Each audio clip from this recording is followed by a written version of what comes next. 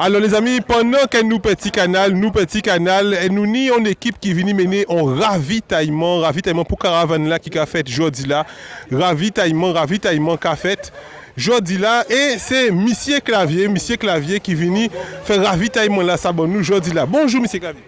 Bonjour Guadeloupéen. Donc aujourd'hui nous en caravane là aujourd'hui là, caravane collectif hein.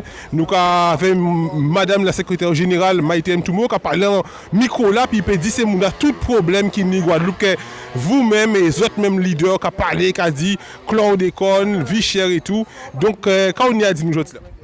Non, nous décidons de transformer propagande, information, conscientisation pour Guadeloupe en journée jeudi là et samedi prochain de mobilisation et de contact avec le peuple là.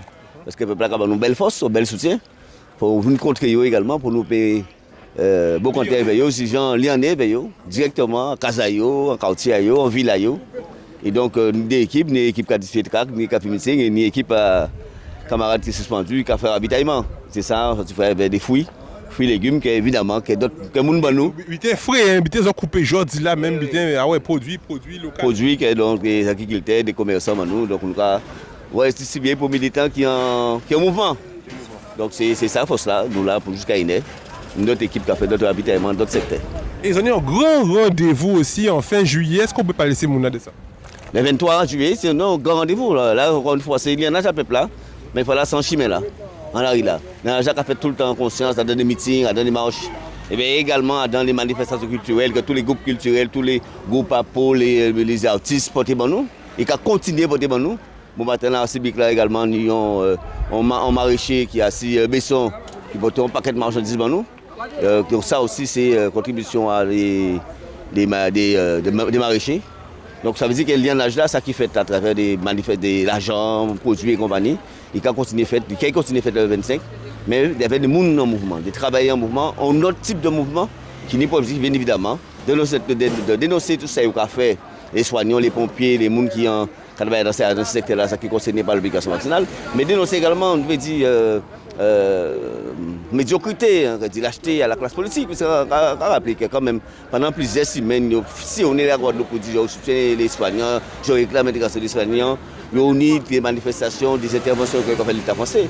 Mais quand on est dit dernièrement là, on nomme politique, il y a un mandat politique, il y a un mandat de représentation, il y a un mandat qui permet également de dire cette évité. Aujourd'hui là, on a un exemple précis, de déclencher le plan blanc par rapport à la Covid au niveau ACHU là, mais on fait un plan blanc fictif, parce que ça n'a pas de monde pour assurer accueil à monde qui est malade, traitement et soins à monde qui est malade. Pas de l'argent, pas de manger, pas de médicaments, pas de séjour, pas de personnel.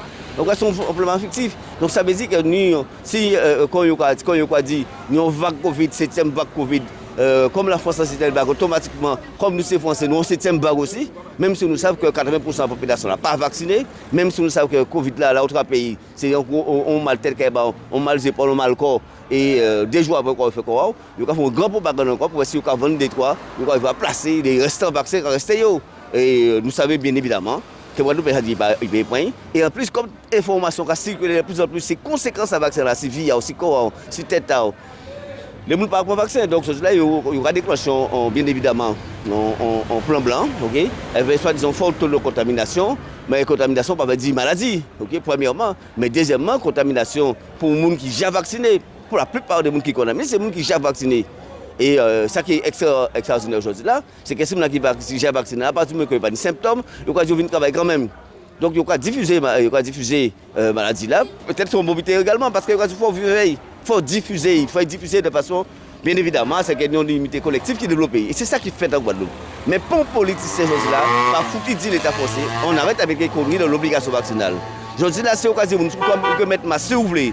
Vous pouvez faire distance si vous voulez. Nous disons ça, juste en Delphi, dit la période de l'injonction c'est terminée.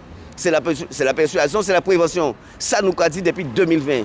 Le premier débat que nous faisons, c'est ça, il dit comme ça, c'est la prévention. C'est repérer ces gens qui sont susceptibles de travailler maladie là, tout en même forme de travail, c'est tester, c'est traiter, et bien évidemment éviter qu'il y ait développer des formes graves. C'est ça qu'on dit aujourd'hui là, parce que nous en réalité aujourd'hui là, un pays en Guadeloupe, c'est que ni bien évidemment on unité collective qui développe le pays, et donc l'obligation qu'il y a fait pour les soignants actuellement, c'est complètement absurde. Nous sommes ça absurde en termes scientifiques, mais ça violent par rapport à des gens qui depuis 9 mois ont interdit au travail parce qu'ils ne sont pas vaccinés, alors qu'aujourd'hui là, ils ont la même situation qui est sans vaccin, on va vivre tranquillement. Nous ne pas vivre tranquillement, nous inquiète quand même parce qu'on va trouver avec toute pression, intimidation qu'on a fait, qui c'est des soignants, qui font 6 familles, nous, qui c'est des enfants, qui c'est tout, on est avec cette tension.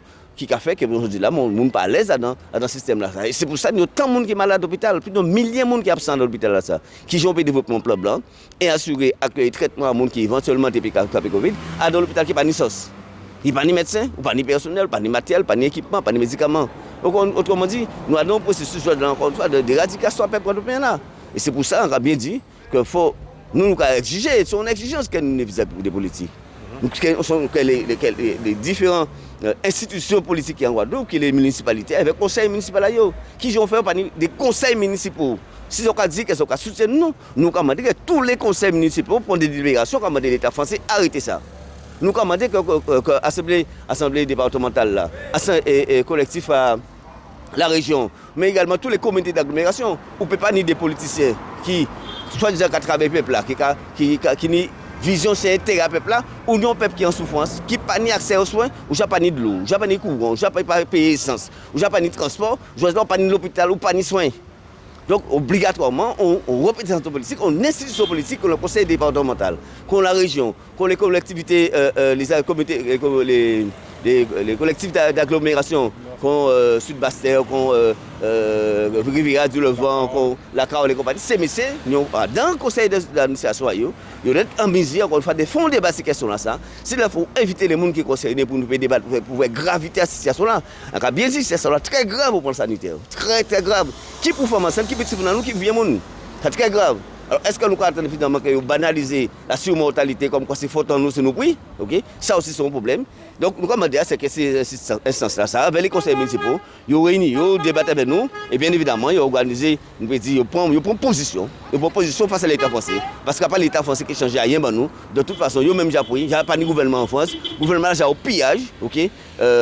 Faut nous, encore une fois, capables, je dis en Guadeloupe, de dire que nous, ça nous voulons pour payer nous, compte tenu de ce qui est passé dans le pays là, en termes de santé, mais en termes de violence, en termes de dégâts sanitaires, mais de dégâts humains. Dégâts humains sur des milliers de Guadeloupéens, des milliers de familles guadeloupéennes. Merci beaucoup, M. Kavi.